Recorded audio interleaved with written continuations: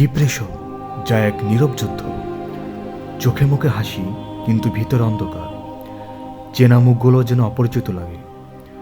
দিন চলে যায়, রাত কেটে যায়, কিন্তু মনে হয় সব থেমে আছে। এই অনুভূতিগুলোই ডিপ্রেশন বা বিষণ্ণতা।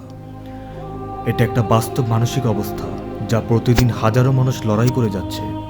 অনেকেই ভাবে এসব কিছু না, মনের দুর্বলতা।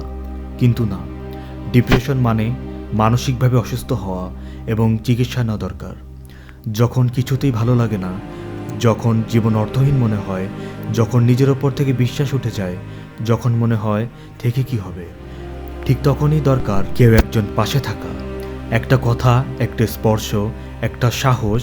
আর যারা পাশে আছো, একটু বোঝো, একটু শুনো, কারণ ভালো থাকার শুরুটা হয় বোঝাপড়া থেকে। আজ এই পর্যন্ত।